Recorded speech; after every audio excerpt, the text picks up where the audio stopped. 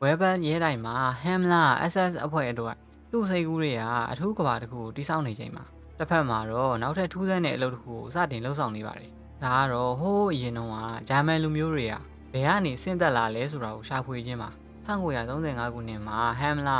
SS နဲ့ဆက်ဆက်တဲ့သူ့ဒေသနာအဖွဲ့ကိုတည်ထောင်ခဲ့ပါတယ်။နာမည်ကတော့အန်နာနာဘေးသူတို့ရဲ့ရွေချက်ကရှေးခေတ်ဂျာမန်လူမျိုးတွေရဲ့အတိတ်ကိုရှာဖွေဖော်ထုတ်ဖို့ပါ။ဒါပေမဲ့ဒီအဖွဲ့ရဲ့ပြဿနာတာမန်သမိုင်းသူတွေတနာတခုမဟုတ်တာပါသူတို့ကရှင်းဟောင်းသမိုင်းလူမျိုးဗေဒဘာသာစကားရိုးရာပုံမြင်ရှင်းဟောင်းသူတွေတနာစတဲ့နယ်ပယ်တွေကိုအသုံးပြုပြီးတော့နာဇီတွေရဲ့လူမျိုးရေးအယူအဆကိုထောက်ပံ့ပေးနိုင်မဲ့အထောက်အထားတွေကိုရှာဖွေဖို့ကြိုးစားခဲ့တာပါသူတို့ရှာနေတာကရိုးရိုးတန်းတန်းသူတွေတနာတခုမဟုတ်ပါဘူးအရင်ကလူတွေဘယ်လိုနေထိုင်ခဲ့ကြသလဲဆိုတာတွေမဟုတ်ဘူးသူတို့စိတ်ထဲမှာတော့ဂျာမန်လူမျိုးတွေဟာအလွန်ရှိကြတဲ့မြင့်မြတ်တဲ့လူမျိုးကနေဆင်းသက်လာတယ်ဆိုတာကိုသက်သေပြနိုင်မဲ့အတိတ်တစ်ခုကိုဖော်ထုတ်နေတာပါဒီအယူဆကသိပ္ပံနည်းကျအမှန်တရားမဟုတ်ပေမဲ့နာဇီတွေအတွက်တော့အရန်ကိုအရေးကြီးပါတယ်ဘာကြောင့်လဲဆိုရင်လူတစုဟာသူတို့ကိုယ်သူတို့ငါတို့ဟာတခြားလူတွေထက်ပိုပြီးမြင့်မြတ်တဲ့အတိတ်ရှိတယ်လို့ယုံကြည်လာပြီးဆိုရင်အဲ့ဒီယုံကြည်မှုကိုနိုင်ငံရေးအာဏာအတွက်အသုံးချနိုင်လို့ပ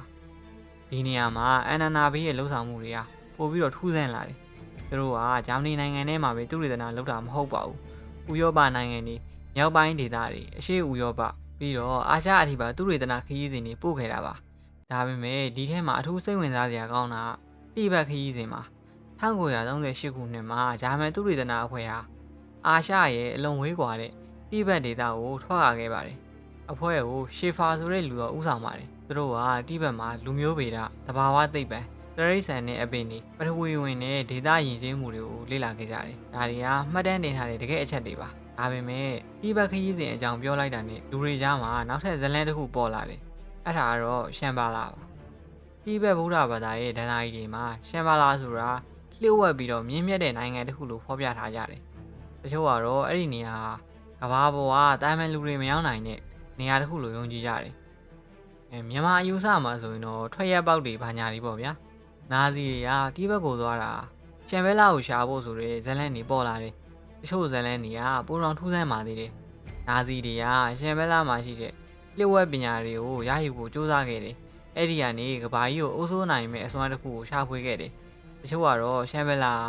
ာချေကေအာရီယန်လူမျိုးတွေရဲ့မူလနေရာဖြစ်တယ်လို့တော့ဆိုကြတယ်။ဒါပေမဲ့ဒီနေရာမှာအမှန်ကိုပြပြသားသားပြောရမယ်။တိဘက်ခရီးစဉ်ကတကယ်ရှိခဲ့တာပါ။တိဘက်ကိုသွားခဲ့ပါတယ်။လူမျိုးရေးနဲ့သိပ္ပံဆိုင်ရာလေ့လာမှုတွေလည်းတကယ်လုပ်ခဲ့ပါတယ်။ဒါပေမဲ့ရှမ်ဘဲလာကိုရှာဖို့သွားခဲ့တယ်။ရှမ်ဘဲလာကလျှို့ဝှက်မော်ပညာတွေကိုရယူခဲ့တယ်ဆိုတဲ့အချက်ကိုတော့အိမ်မာတဲ့သမိုင်းနဲ့အတီးပြုလို့မရပါဘူးဒီအကြောင်းအရာတွေကနောက်ပိုင်းမှာပေါ်လာတဲ့အောက်လန်းနဲ့လျှို့ဝှက်ပူးပေါင်းကျင့်စဉ်မှုဆိုင်ရာစာပေတွေကနေပို့ပြီးတော့နာမည်ကြီးလာတာပါဒါပေမဲ့နာဇီတွေကတိဘက်ကိုသွားခဲ့တာကိုအဲ့ဒီကောလာဟာလာတွေနဲ့လုံးဝမဆိုင်ဘူးလို့တော့မပြောနိုင်ဘူးဘာကြောင့်လဲဆိုရင်အန်နာနာဘေးရဲ့အခြေခံရည်ရွယ်ချက်ကိုရှေးခေတ်လူမျိုးတွေရဲ့မူလနဲ့အတိတ်ကိုရှာဖွေပြီးတော့နာဇီလူမျိုးရဲ့အယူအဆကိုထောက်ပံ့နေလို့ဖြစ်ပါတယ်ဒါကြောင့်တိဘက်ဟာသူတို့အတွက်စိတ်ဝင်စားစရာနေရာဖြစ်နေတာမထူးဆန်းပါဘူး။ဒါဆိုရင်တိဘက်ရဲ့ရှေးဟောင်းယဉ်ကျေးမှုဘာသာရေးနဲ့ဒဏ္ဍာရီတွေကဥရောပနဲ့အလွန်ကွာခြားနေတဲ့အတွက်ဟမ်လာတို့လိုလူတွေကအဲ့ဒီထဲမှာသူတို့ရှာခြင်းနဲ့ရှေးဟောင်းအရင်းအမြစ်တစ်ခုကိုရှာတွေ့နိုင်မယ်လို့မျှော်လင့်ကြတယ်။ဒါပေမဲ့တကယ်တမ်းမှာသူတို့ရှာတွေ့တဲ့အရ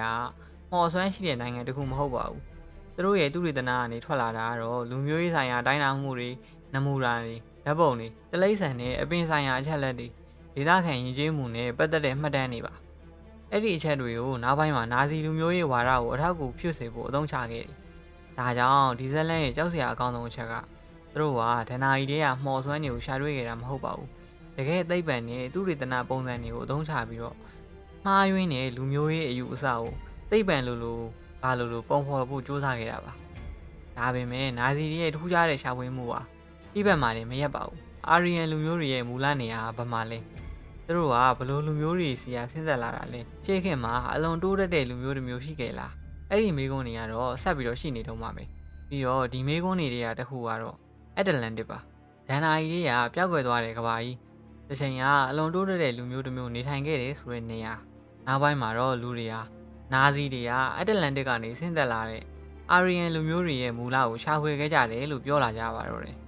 ဒါပေမဲ့ဒီတစ်ခါမှာကျွန်တော်တို့သွားရမယ်ဇလန်ကပိုပြီးမှားမိုက်လာပါလိမ့်မယ်ရှေးဂရိအတွေ့အခေါ်ပညာရှင်ပလေတိုရဲ့ရေးသားချက်တွေထဲမှာအက်တလန်တစ်ဆိုတဲ့ကျွန်းနိုင်ငံတစ်ခုအကြောင်းတွေ့ရတယ်။သူဇလန်အရာအက်တလန်တစ်ဟာ အင်အားကြီးပြီးတော့ချမ်းသာတဲ့နိုင်ငံတစ်ခုဖြစ်ခဲ့တယ်ဒါပေမဲ့တစ်ချိန်မှာတော့အဲ့ဒီနိုင်ငံဟာပင်လယ်အောက်ကိုမြုပ်သွားခဲ့တယ်လို့ဆိုတယ်အတ္တလန္တစ်မှာနေထိုင်ခဲ့တဲ့လူမျိုးတွေဟာအလွန်မြင့်မြတ်ပြီးတော့ရှေးဟောင်းလူမျိုးတွေဖြစ်ခဲ့တယ်ဆိုတဲ့အယူအဆတွေပေါ်လာတယ်ဒီကနေအတ္တလန္တစ်ကနေဆင်းသက်ပြီးတော့အာရီယန်လူမျိုးဖြစ်တယ်အာရီယန်လူမျိုးကနေဆင်းသက်ပြီးတော့ဂျာမန်လူမျိုးဖြစ်တယ်ဆိုတဲ့စိတ်ကူးရင်ဆက်ဆက်မှုတွေပေါ်လာပါတော့တယ်ဒါပေမဲ့ဒီနေရာမှာလည်းအရေးကြီးတဲ့အချက်တစ်ခုရှိပါတယ်နာဇီတွေကအတ္တလန္တစ်ကိုရှာဖွေဖို့တကယ်သူတွေတနာခရီးတွေပို့ခဲ့တယ်ဆိုတာကိုအိမ်မာတဲ့သမိုင်းအထောက်အထားတွေတော့မပြနိုင်ပါဘူးအင်တာနက်မှာတွေ့ရတဲ့နာဇီတွေကအတ္တလန္တစ်ရဲ့အကျွင်းအကြံတွေကိုရှားခဲ့တယ်အတ္တလန္တစ်ကနေလျှို့ဝှက်နည်းပညာတွေရခဲ့တယ်ရှေးအာရီယန်လူမျိုးတွေကအတ္တလန္တစ်ကနေဆင်းသက်လာတယ်ဆိုတဲ့ဇလန်းတွေဟာ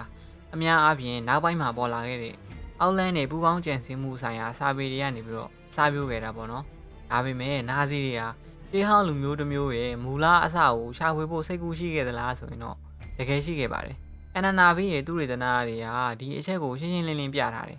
သူတို့ကရှေးခေတ်အမွေအနှစ်တွေလူမျိုးရဲ့အတိတ်ရိုးရာပုံမြင်တွေဘာသာစကားနဲ့ယဉ်ကျေးမှုတွေကိုစူးစောင်းလေ့ရှိကြပါတယ်ပြဿနာကသူတို့ဟာရှာဖွေတွေးရှိတဲ့အချက်လက်တွေကိုတိုးတင်သတ်မှတ်ထားတဲ့အယူအဆနဲ့ကိုက်ညီအောင်အထိပ္ပယ်ကြောက်ညှိနေကြတာပါပြောရမယ်ဆိုရင်သိပ္ပံအယူအဆမှာဘလို့အကြောင်းအရာတစ်ခုကိုတွေးခဲ့တယ်လို့ပြောလိုက်ဘုရားဘာသာတချို့ကလည်းအဲ့ဒါဖះဟောတဲ့မှာလည်းရှိခဲ့ပြီးသားဥမာပြောရရင်ဗျာBlack Hole ကြီးကမြင်းမို့တောင်တို့ဘာတို့အဲ့လိုမျိုးပေါ့နော်ကိုယုံကြည်ရင်းဆွဲရှိတဲ့အရာတစ်ခုကိုဒါပို့ပြီးတော့ခိုင်မာတရားဖြစ်လာအောင်လို့သိပ္ပံပညာနဲ့အတင်းကိုရောထွေးပလိုက်တာပေါ့နော်အဲ့ဒါကိုပြောတာပါနာဇီတွေကအမှန်တရားကိုရှာဖွေဖို့သူတွေတနာလောက်တာထက်သူတို့ယုံကြည်ထားတဲ့အရာကိုအမှန်ဖြစ်ကြောင်းသက်သေပြဖို့သူတွေတနာတွေလုပ်တယ်လို့မျိုးဖြစ်လာပါတယ်ဒီအချက်ကနာဇီအယူဝါဒရဲ့အန်ရီကိုနားလည်ဖို့အရေးကြီးပါတယ်သူတို့အတွေ့အကြုံမှာတော့ငါတို့ကမြင့်မြတ်တဲ့လူမျိုးဖြစ်တယ်လို့ယုံကြည်ရုံနဲ့မပြီးပါဘူးဒီယုံကြည်ချက်ကိုသမိုင်းသိပ္ပံရှေးဟောင်းပစ္စည်းတွေနဲ့ပါအမှန်တရားတစ်ခုလိုပုံဖော်လာကြတာပါပြီးတော့အဲ့ဒီအယူအဆကသူတို့နဲ့မတူတဲ့လူတွေကိုအောက်တန်းကြတဲ့လူတွေအဖြစ်နဲ့သတ်မှတ်ဖို့အကြောင်းပြချက်တစ်ခုဖြစ်လာပါတယ်အဲ့ဒါကြောင့်မတန့်စင်တဲ့လူတွေကိုတုတ်တင်နေဆိုပြီးတော့တက်ဖြတ်ခဲ့တဲ့ဟာတွေလည်းအများကြီးရှိတယ်ပေါ့နော်ဒါကြောင့်အတ္တလန္တစ်ဇလန်မှာစိတ်ဝင်စားစရာကောင်းတာနာဇီတွေကအတ္တလန္တစ်ကိုတကယ်ရှာတွေ့ခဲ့လားဆိုတာထက်ပျောက်ဆုံးသွားတဲ့မြင့်မြတ်တဲ့အတိတ်တစ်ခုရှိတယ်ဆိုတဲ့ဒဏ္ဍာရီကိုလူမျိုးရေးအာဏာအတွက်ဘလို့အသုံးချခဲ့လဲဆိုတာပါပဲဒါပေမဲ့နာဇီတွေရဲ့ထူးဆန်းတဲ့ရှာဖွေမှုကိုပြောရင်းနဲ့တခုကတော့အတ္တလန္တစ်ထက်ပိုပြီးတော့ထူးဆန်းပါတယ်ကဘာကြီးရဲ့အပြင်ဘက်ကိုရှာဖို့မဟုတ်ဘဲနဲ့ကဘာကြီးရဲ့အတွင်းဘက်မှာလျှို့ဝှက်ကဘာတစ်ခုရှိနေတယ်ဆိုတဲ့အယူအဆမြေအောက်မှာနေထိုင်တဲ့လူမျိုးတွေလျှို့ဝှက်မျိုးကြီးတွေမရဘူးသေးတဲ့ကဘာကြီးတစ်ခုပြီးတော့အဲ့ဒီထဲမှာရှိသေးတဲ့မသိနိုင်တဲ့နည်းပညာတွေဒီယူအဆတွေကိုနောက်ပိုင်းမှာလူတွေဟာကဘာအတွင်းကလျှို့ဝှက်ကဘာဆိုတဲ့ဇလန်အဖြစ်နဲ့ပြန်လည်တည်ဆောက်လာကြတယ်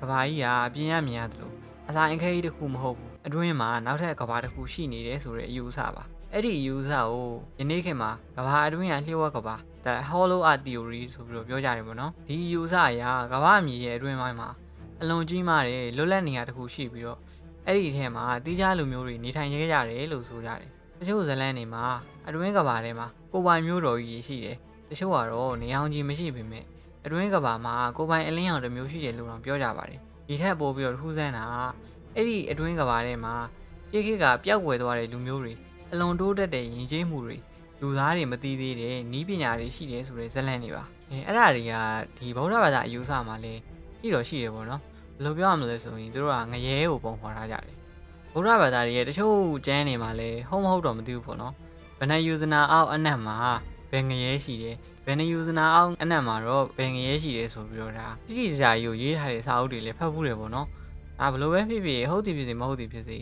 ယူဇာကြီးတစ်ခုရှိနေခဲ့တယ်လို့တော့ပြောလို့ရတယ်ဒါဆိုရင်ဇလန်ကိုဆက်သွားရအောင်ဒီနေရာမှာတော့ကျွန်တော်တို့သမိုင်းနဲ့ဒဏ္ဍာကြီးကိုတခြားခွဲရပါမယ်ကဘာအတွင်းကလျှို့ဝှက်ကဘာဆိုတဲ့ယူဇာနာဇီတွေနဲ့စတင်ပေါ်ပေါက်လာခဲ့တာတော့မဟုတ်ပါဘူးနာဇီတွေမပေါ်ခင်ကတည်းကကဘာမြေရဲ့အတွင်းပိုင်းမှာဘာတွေရှိလဲဆိုတဲ့ထူးဆန်းတဲ့အယူအဆတွေကရှိနေပြီးသားပါဒါပေမဲ့20ရာစုရောက်တဲ့အခါမှာ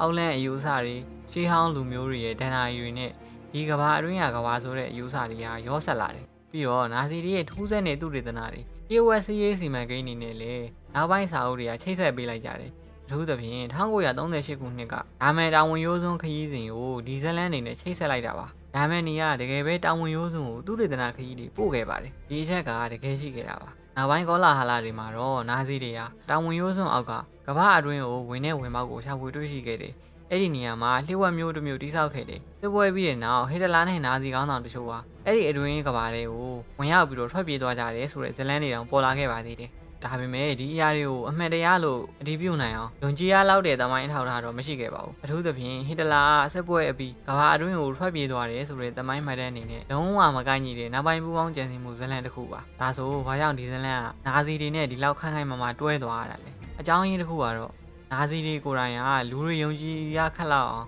ထူးဆန်းတဲ့အရာတွေကိုတကယ်ပဲလုပ်ခဲ့ကြလို့ပါသူတို့ကရှေးဟောင်းလူမျိုးတွေရဲ့မူလကိုရှားတယ်တိဘက်သူတွေတနာခရီးတွေပို့တယ်ရှေးဂျာမန်တင်ငယ်တာတွေကိုပြန်ပြီးအသုံးချတယ်ဝဲဘက်လို့ရဲတိုက်တစ်ခုကို SS အဖွဲ့ရဲ့ထူးခြားတဲ့ဗဟိုနေရာအဖြစ်နဲ့ပြောင်းလဲတယ်ဒါတွေအားလုံးတကယ်ရှိခဲ့တာကြောင့်နောက်ပိုင်းမှာလူတွေကမရှိခဲ့တဲ့အရာတွေကိုတော့မှနာဇီတွေရဲ့လျှို့ဝှက်ဆွေးနွေးကိန်းတွေအဖြစ်နဲ့ထပ်ပြီးတော့ပေါင်းထည့်လာကြတာပါပြောမယ်ဆိုရင်တော့ဗျာတခါခိုးကမိဆိုတာမျိုးပေါ့အဲ့ဒီအထက်မှာကဘာအတွင်းကလျှို့ဝှက်ကဘာလဲပါလာခဲ့တယ်ဟစ်တလာနဲ့ဟမ်လာတို့ဟာတကယ်ပဲကဘာအတွင်းကလူမျိုးတွေကိုရှာခဲ့ကြတာမဟုတ်ရင်သူတို့ကဘာကြောင့်ဒီလောက်ထူးဆန်းတဲ့ရှင်းအောင်အယူအဆတွေကိုစိတ်ဝင်စားနေခဲ့ကြတာလဲသူတို့လိုချင်တာ